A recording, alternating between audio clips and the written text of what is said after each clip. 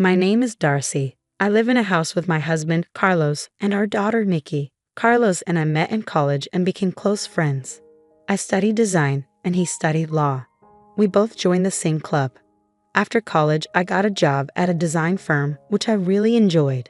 Carlos and I dated for a while, then got married when we were in our early 20s. When I got pregnant with Nikki, I kept working until she was born. But after she arrived, I decided to stay home and take care of her. Carlos and others thought it was a good idea for me to focus on being a mom, so I started working from home. Carlos became a lawyer after passing the bar exam. One day, Nikki said, "Mommy, I'm going to play with my friends. I'll be back before it gets dark, okay?" Life is really great living with my husband and daughter and doing work I love. But one day, something surprising happened. I was out shopping quite far from home when I saw my mother-in-law, Christine, struggling with some heavy bags. I decided to go over to her. "Hi, mother-in-law." "Oh, Darcy, what a surprise," Christine said with a warm smile. It had been a while since we last saw each other, so I was happy to see her and suggested, "How about we have some tea together?" "I'd love to, but I'm in a rush," she replied. "Oh, I understand. No worries. Let's plan to catch up over tea next time.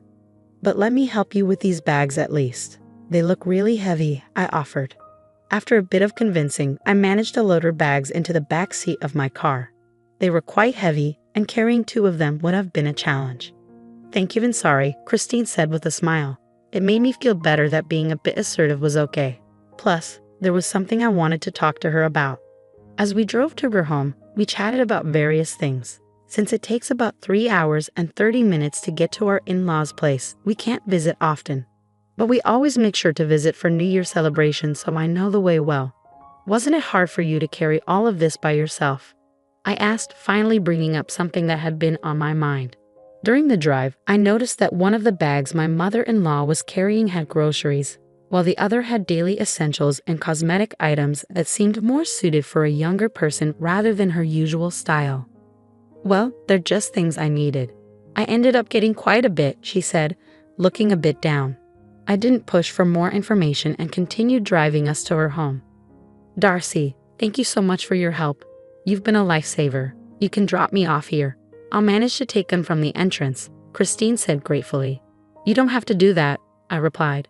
As my mother-in-law opened the door, I placed the bags by the entrance. Suddenly, a sharp voice cut through the air. "About time you got back, mother-in-law," said my sister-in-law, Katie. She seemed taken aback to see me, and her words faltered. I was equally surprised to see Katie, and I found myself unable to move. My mother-in-law looked flustered as she tried to gauge the situation. "Hey, Katie, it's been a while. How have you been?" I said, attempting to ease the tension. Yeah, it's been a bit," Katie replied. I returned her smile and observed her closely. She seemed a bit disheveled, like she had just woken up. Holding her phone, she appeared a bit distracted. Her interrupted sentence left me feeling a bit suspicious. "I'm sorry for dropping in unexpectedly. I saw mother-in-law struggling with the bags while I was shopping nearby, so I decided to help out," I explained. "I see. I just got back from work this morning. I'm a bit of a mess. Sorry about that. Thanks for helping, mother-in-law. I'll take it from here," Katie said hastily, grabbing the bags and heading inside. In a gentle tone, I asked my mother-in-law, "Is everything okay living with Katie and the family?" She simply smiled and nodded. "Thank you for asking, Darcy. I'm doing fine. I'm sorry I can't offer you tea." "Don't worry about it. It was nice catching up. I'll come visit again," I reassured her, deciding not to push further. But I couldn't shake off the feeling about what I had just seen. Originally, my mother-in-law was supposed to live with us. But after my father-in-law passed away over a decade ago, my brother-in-law, Brett, had said, "We'll stay in the family home and take care of Mom." Even Carlos, my husband, had been concerned at first. I felt uneasy about the situation, so I decided to bring it up, but it didn't go well. Carlos is really busy with work, isn't he? And his days off are unpredictable. I work nearby, and Katie's parents are close too, but still, my mother-in-law reassured me. "Don't worry. I caused a lot of trouble when I was younger, and I haven't done much for Mom. I want to repay her." Okay, considering what was said, Carlos couldn't really argue. So with my mother-in-law's agreement, my brother-in-law and his wife ended up moving into her house. Today, I talked to Carlos about what happened. Really? That's concerning. I'm a bit worried now. Maybe we should give Brett a call, Carlos suggested, sensing my unease. After listening to my concerns, Carlos decided to call Brett. Hey Brett, it's Carlos. How's everything going? Carlos greeted him. Hey Carlos, everything's good, Brett replied. After some small talk, Carlos steered the conversation toward the topic at hand. These calls usually ended up with Brett talking about how great things were between him and Katie, and this one was no different. Glad to hear things are going well for you, Carlos said politely. Yeah, we're planning an extended vacation next week. Is Mom coming along? Brett inquired. Well, Mom actually said it's fine if it's just the two of us, Carlos responded. Carlos and I exchanged glances. It wasn't unexpected considering my mother-in-law's nature, but we did notice Brett pause for a moment. In that case, why don't we have Mom stay with us while you're away? Carlos proposed. What? Brett sounded surprised at Carlos's suggestion. I glanced at Carlos, who gave me a reassuring smile before continuing. We haven't seen Mom in a while, and I think Nikki will be thrilled. I'll reach out to Mom. So it's settled, Carlos stated firmly. Hey, hold on. Carlos interrupted before Brett could respond further. He took a deep breath, his expression serious as he looked at me. This was a chance for us to delve deeper into the situation with my mother-in-law. After that, Carlos quickly finalized the arrangements with Brett.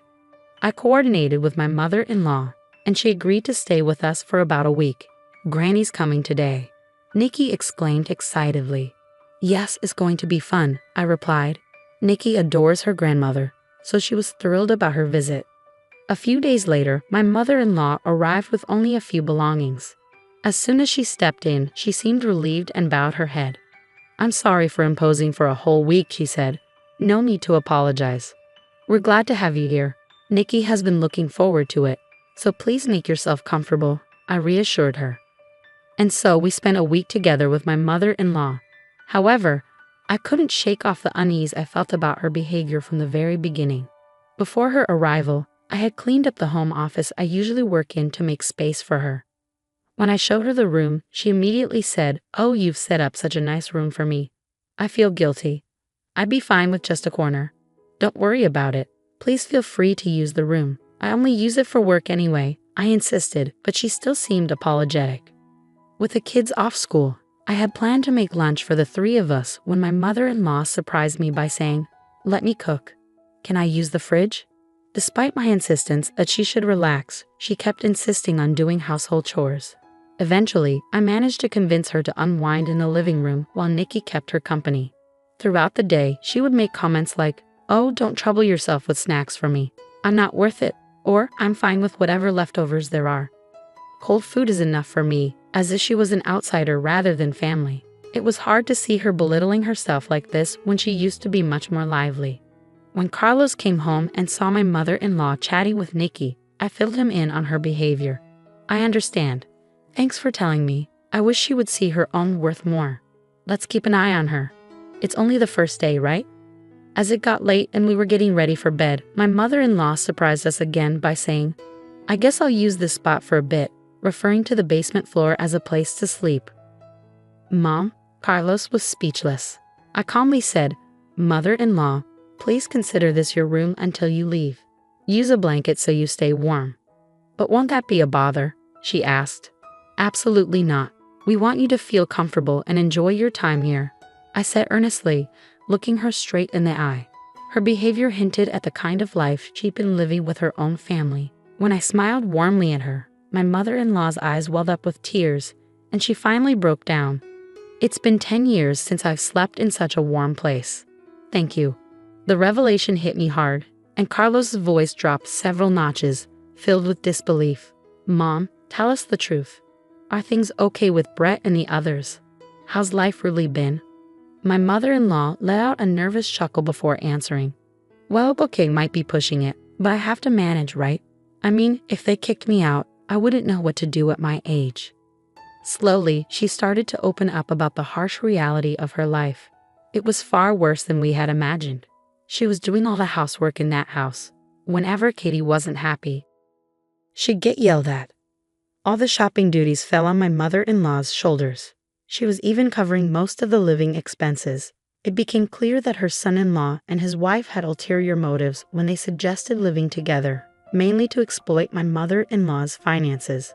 My mother-in-law would only eat after Brett and Katie were done, usually in the unheated basement, leaving her freezing during the winter months. "It's been a while since I've had a meal like today," she confessed tearfully. "I've always been alone, you know," she revealed. "What?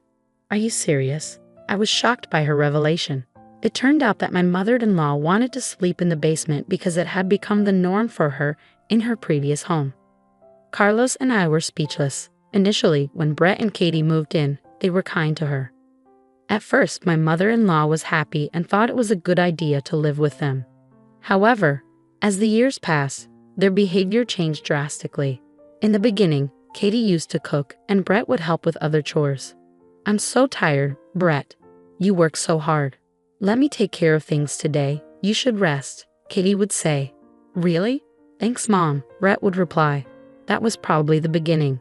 "I'm really tired today," my mother-in-law would say. "Oh, sorry, Katie, I have plans with the neighbors today," Katie would reply. "What? You're prioritizing them over me?" Katie would retort. "Oh, I apologize. That's selfish of me," my mother-in-law would say. "No, that's not it. Don't worry.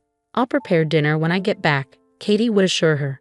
"This is my room, and this is Brett's room," my mother-in-law would assert.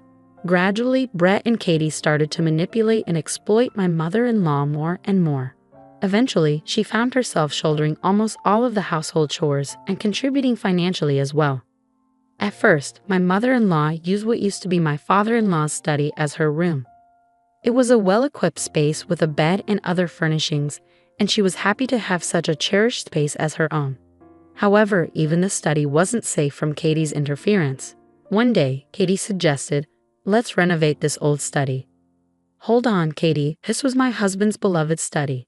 Can we please leave it as it is?" my mother-in-law pleaded. "I'm just thinking about your comfort," Katie would insist. "Why are you making me out to be the bad guy?" my mother-in-law would question. "I'm sorry, but I prefer it the way it is, really," she would say. "This room is outdated. It's worthless with all this junk," Katie would argue. Then, intentionally, Katie reached for a piece of glasswork, a music box made of glass, a favorite of my late father-in-law. He bought it during a trip they took together, and it held sentimental value. But Katie deliberately dropped it. "Oops, my mistake. I didn't mean to," Katie would say. "Oh no, the glass is shattered everywhere. It's so dangerous.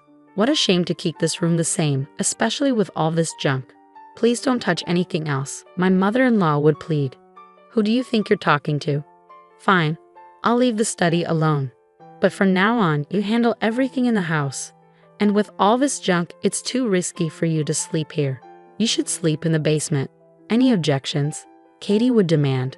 In the end, my mother-in-law reluctantly agreed and had to sleep in the basement. I felt like I was going to faint hearing all these shocking stories. At the same time, I was furious with myself for not noticing sooner. "I'm so sorry, Mom. How did I not see any of this?" I asked, feeling guilty. "Don't blame yourself.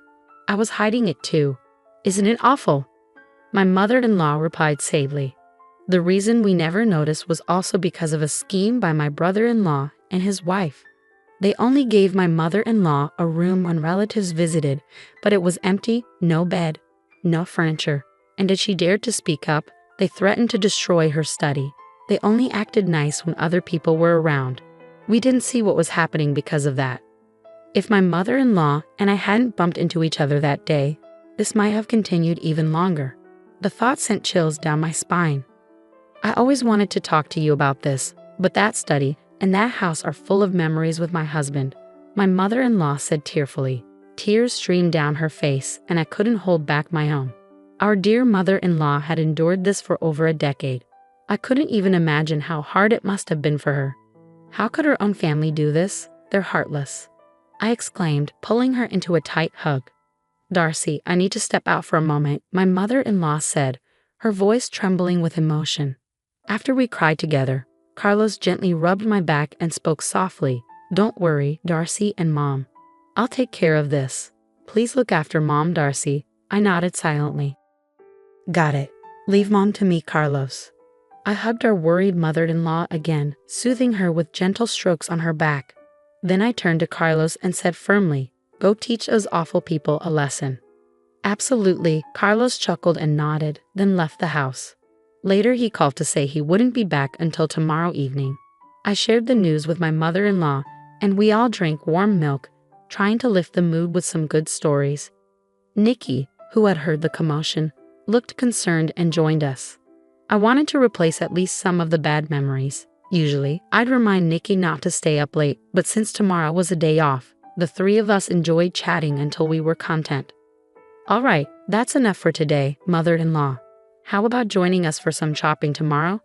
We can buy whatever you want and eat delicious food. There's a cute dessert place that Nikki loves. Let's have a relaxing day, just the three of us, I suggested. At my words, my mother-in-law's eyes filled with tears again. She nodded slowly, repeating thank you over and over. That night, we set up an air mattress in the living room and slept closely together, with my mother-in-law in the middle. The next morning, she greeted us with the same smile she used to have when my father-in-law was alive. "Good morning," she exclaimed. And just as promised, we all had a fun shopping day. In the evening, we received a message from Carlos saying he had returned home.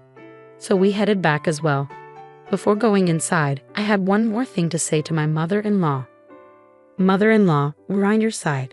Whatever is hurting you, feel free to share it with us. We'll always be here for you. And I'm on Granny's side too, I reassured her. She nodded silently in response. Welcome home. Sorry for leaving the house to you. Carlos greeted us with a warm smile. We're back. Everything okay? I asked. Yeah, no issues here, Carlos replied. I had Nikki and my mother-in-law wait in my home office while I walked into the living room. My eyes widened when I saw my brother-in-law and his wife sitting on the floor, their hands trembling slightly on their knees. They greeted me in a soft voice, their faces filled with apprehension. What's going on? My confusion was evident on my face as I turned to Carlos. Still smiling, he said, I haven't taken any action yet. His use of yet made me tense up, anticipating something significant. To get straight to the point, starting today, Mom will be living with us, Carlos announced. I felt relieved to hear those words. Carlos continued speaking, and as he did, I nodded in agreement. So, Brett, do you fully understand the impact of your actions on Mom?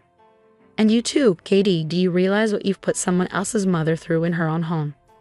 I can't say it's entirely your fault. We didn't notice it either. But you need to take responsibility for your actions. After all, you're supposed to be mature adults, Carlos spoke passionately. It was the first time I had seen the usually gentle and calm Carlos so angry.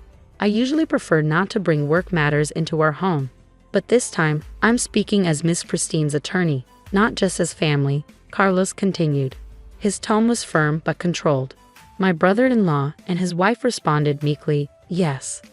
After several hours of discussion, several decisions were reached. Firstly, my brother-in-law and his wife would no longer be living with us. They were required to return all the money they had taken from my mother-in-law, along with additional compensation. In consideration of my mother-in-law's emotional attachment to her study and her own home, my brother-in-law and his wife agreed to move out. We forbade them from ever entering my mother-in-law's home again. Upon hearing the decision, my mother-in-law gave a troubled smile. So we're still family, right? Asking for compensation seems a bit extreme, don't you think? She said. Carlos's words caused Brett to nod so vigorously that it looked as though his head might fall off. Yes, I'm truly sorry for everything. Please accept this as our apology, Brett said, looking thoroughly remorseful. After the discussion, Carlos took a deep breath and addressed my mother-in-law. So please accept this, Mom. Let's put this behind us. Brett and his wife will never forget what they've done and will ensure it never happens again, Carlos said gently. They both nodded in silence. Seeing this, Carlos smiled softly and continued in a quiet voice. It won't happen again, right? They both responded, yes, never again, absolutely. So the conversation came to an end. Within a few months, we received the compensation that Carlos had arranged for my brother-in-law and his wife. My mother-in-law wanted to give it to us, saying it was because we had helped her, but we refused. She insisted, so we agreed to accept a small amount each month for groceries and let her use the rest. Carlos, what did you say to Brett and his wife? I was curious about that day, so I asked him when we were alone. I said to Carlos. Carlos scratched his head, even though it wasn't itchy. Don't worry about me losing my cool, okay? Why would I? You stood up for your mom, and they regretted what they did. I replied. Actually, Carlos had contacted Brett immediately after hearing what had happened. It's rare for me to get angry, but when I do, people say I'm pretty intimidating. I think I really scared them when I called, Carlos said. He told me where he was right away. Although a bit distant, he drove straight to the destination. Upon arriving, he'd immediately confronted the two. I couldn't just let it slide, especially because he's my brother, and I trusted him with Mom. I didn't know all the details, but judging by how scared they both looked, Carlos must have been really intimidating when he was angry, I thought. As they left, they bowed deeply, saying, "We're truly sorry." Well, mother-in-law seems happy, and so does Nikki. I'm happy too. Thank you for standing up for us, Carlos. I'll keep doing my best for our family, even after everything. It's reassuring to know we can still be a happy family. I said, grateful for my reliable husband and for my mother-in-law, who chose to lean on us. From now on, I'm determined to make up for the hardships by being a devoted daughter-in-law and doing my best in every way.